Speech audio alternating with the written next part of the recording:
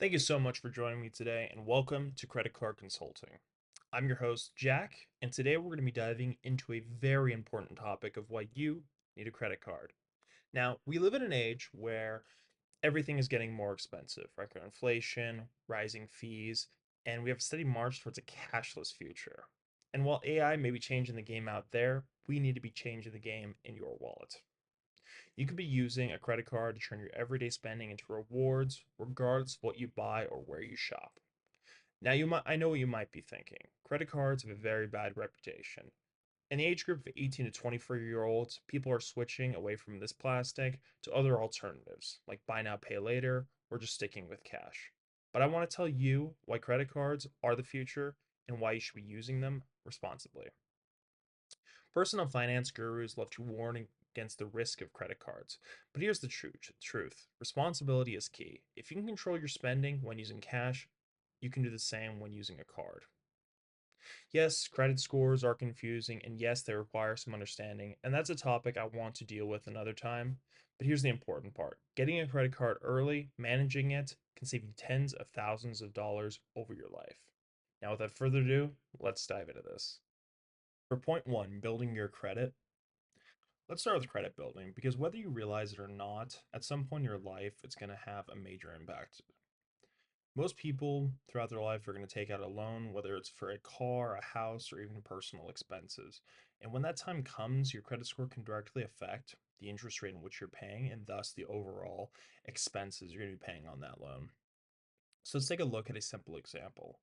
Imagine you're buying a $50,000 car, which is the average for families nowadays. If you have excellent credit, which is a score of 750 or higher, you might qualify for an interest rate anywhere from 4% to 5.5%. Over the life of the loan, that cost is going to be roughly $5,000 to $7,000 in interest. If you have credit scores below 700, you're looking between 7 and 9% interest. That can mean paying between $9,000 and $12,000 in interest costs.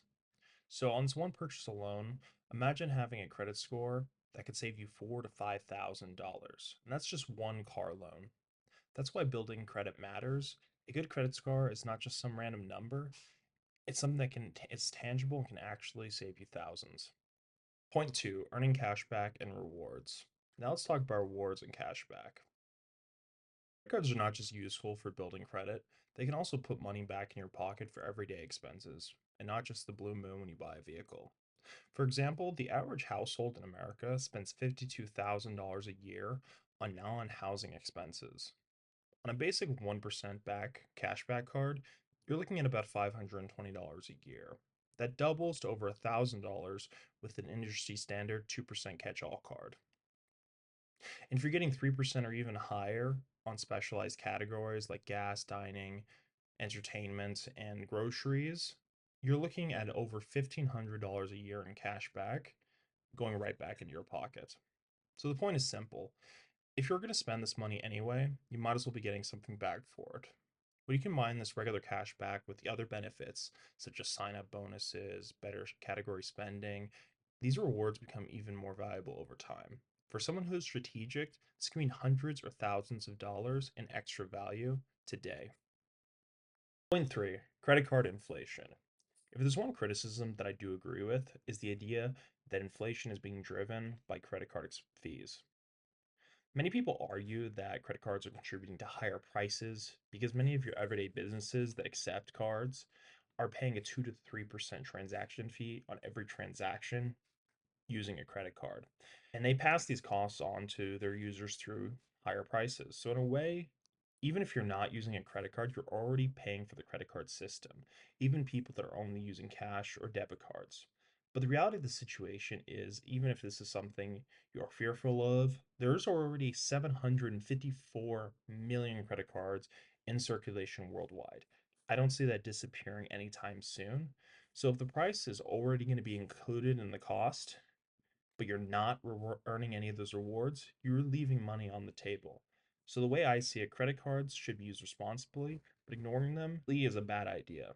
So the goal is not to spend more, the goal is to earn value on spending that you already are doing. Point four, accessibility. Now let's talk about the different ways you can start your credit journey. If you're just beginning your credit journey, you're probably not going to qualify for the premium cards out there that offer the highest rewards or any of the great travel perks, and that's perfectly normal. The goal at the beginning is to just get approved, use the card responsibility, and start building a positive credit history. So, some of the different options include secured credit cards. This usually requires a refundable deposit, often for a couple $100s, and that deposit typically becomes your credit limit. This is one of the easiest ways to get approved for a card, as the bank sees you as basically no risk, as they have your account money as collateral, and it's impossible for you to overspend on the card, but they typically do not have any rewards associated with them. Next, we have student credit card. These are designed for college students or typically just younger people who have little or no credit history. This can be a great first card because many of them still offer at least some kind of basic rewards on your common purchases. Next, we have unsecured starter cards. These are regular credit cards that do not require a deposit, but they're typically going to start you off with a lower limit. That is okay because the purpose is not to spend a lot. The purpose is to prove that you can manage the card responsibly, and they can be more difficult to get approved for unless you have a pre-existing relationship with the bank. And finally, another way to start building your credit, and this is the easiest, is to be an authorized user. This is when typically a parent, a family member, or someone that trusts you adds you to their credit card account. It requires no credit check for you and is based solely on the primary card holder's credit report. So if you're trustworthy or you have someone you trust, it's a great way to get started, especially or even when you're under 18. But no matter what option you choose, the most important thing to remember is this: a credit limit is not free money, it's borrowed money. Point five, addressing the fears. Now I get it. Credit cards can be very intimidating. There are many very real reasons that people should be cautious about them. First, spending with a credit card can feel so much easier than spending with cash. It's kind of like using casino chips. You don't feel the money leaving your hand in the same way, and so it can be easier to overspend.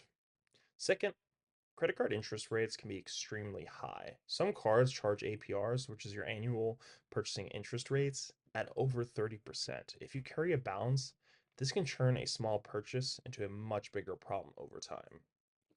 Third, some people have a general distrust for banks or credit card companies, and that's totally understandable. A lot of people have seen family or friends get trapped in debt, and so they want to avoid the system completely.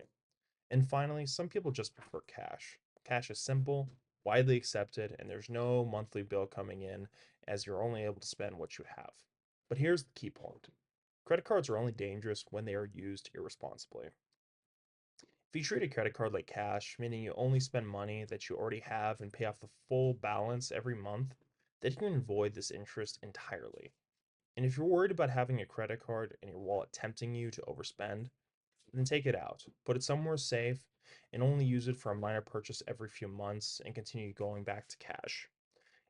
Credit cards can be used once every couple of months and still keep kept in good standing. So there's nothing wrong with that.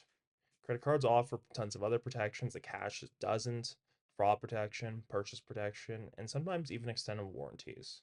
So, yes, there are many real risks, but with discipline, you can use credit cards without paying a dime in interest, any kind of fees, and without falling into debt. So, in conclusion, why credit cards make sense. In a world that's shifting towards cashless transactions, credit cards are the way forward.